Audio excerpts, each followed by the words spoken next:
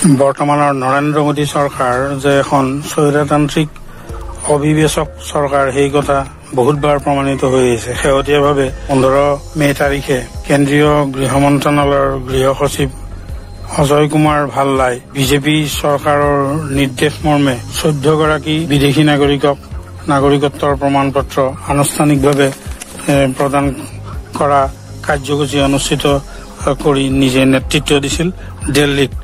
ই অত্যন্ত দুৰ্ভাগ্যজনক আৰু পৰিতাপৰ বিষয়, কাৰণ দেশৰ নিৰ্বাচন চলি থকা অৱস্থাত কোনো চৰকাৰে কোনো আইন বা কোনো ব্যৱস্থা কাৰ্যকৰী কৰিব নোৱাৰে।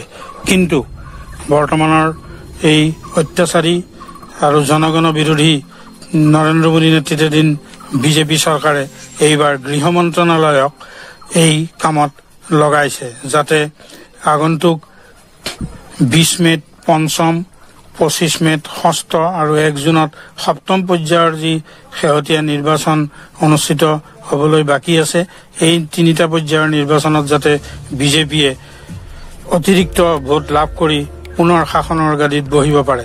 এইটো অত্যন্ত দুৰ্ভাগ্যজনক কথা যে নাগৰিকত্ব সংশোধনী আইন 2019 বিৰুদ্ধে সুপ্ৰিম কোৰ্টত গোচৰ চলি আছে আৰু এতিয়াও এই সম্পৰ্কত ন্যায়ালয়ত কোনো চূড়ান্ত সিদ্ধান্ত হোৱা নাই।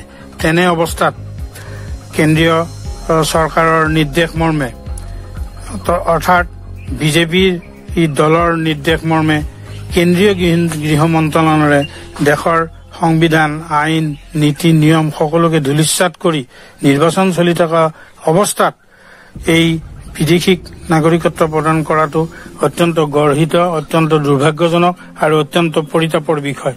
এই বিষয় লৈ সমগ্ৰ ভাৰতৰ বিৰোধী দলসমূহ সক্ৰিয় হোৱা উচিত আৰু এইটো জনগণক বুজাই দিয়া উচিত যে এই চৰকাৰ যদি শাসনত থাকে তেতিয়াহ'লে আগন্তুক দিনত দেশৰ সংবিধানকেই সলনি কৰি পেলাব। দুৰ্নীতি আৰু অত্যাচাৰেৰে ভৰপূৰ, খাদ্য সামগ্ৰীৰ আকাশলংঘী দাম, বিভিন্ন ঔষধ পাতি আকাশলংঘী দামে মানুহক ইতিমধ্যেই জুৰুলা কৰিছে।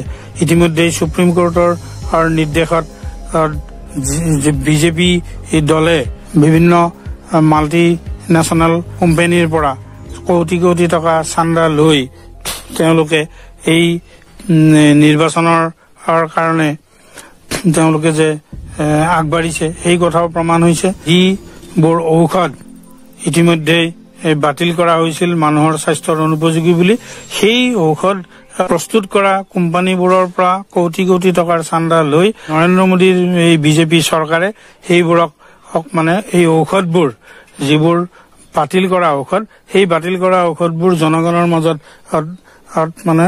বিক্ৰী কৰিবৰ কাৰণে উলিয়াই দিছিল আৰু এই ঔষধ খাই ইতিমধ্যেই হয়তো বহু মানুহৰ মৃত্যু হৈছে। গতিকে এনেকুৱা এখন অত্যাচাৰী চৰকাৰ, এই চৰকাৰে দেশৰ আইন কানুন একো নামানে। গতিকে আগন্তুক নিৰ্বাচনত এই চৰকাৰক পৰাভূত কৰিব নোৱাৰিলে ভাৰতৰ আৰু জনগণৰ কোনো নিস্তাৰ নাই।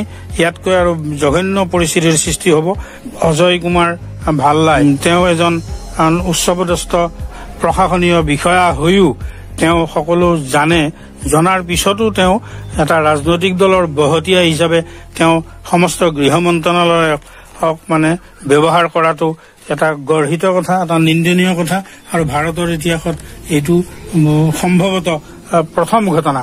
গতিকে এইটো অসম সন্মিলিত মহাসংঘই এইটো তীব্ৰভাৱে আমি গৰিহণা দিছো আৰু আমি শীঘ্ৰে এই ক্ষেত্ৰত মহামান্য উচ্চতম ন্যায়ালয়ৰ মুখ্য ন্যায়াধীশ DY চন্দ্ৰচূড় ডাঙৰীয়াক শীঘ্ৰে এই ক্ষেত্ৰত ব্যৱস্থা ল'বৰ কাৰণে আমি আবেদন জনাইছো। 1 জুনৰ শেষ পৰ্যায়ৰ নিৰ্বাচন অনুষ্ঠিত হৈ যোৱাৰ পিছত নিশ্চিতভাৱে বিশেষ আদালত এই নাগৰিকত্ব সংশোধনী আইনৰ বিৰুদ্ধে থকা যি গোচৰ, এই গোচৰবোৰৰ শুনানি লৈ শীঘ্ৰে এই সম্পৰ্কত बहुत मिलेंगे। डर कोई स्मॉल, मीडियम, लार्ज या एक्सेल का मोहताज नहीं है।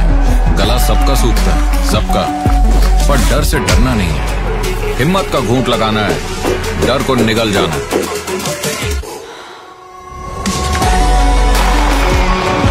छोटा घूंट, बड़ा घूंट, डजंट मैटर ब्रो।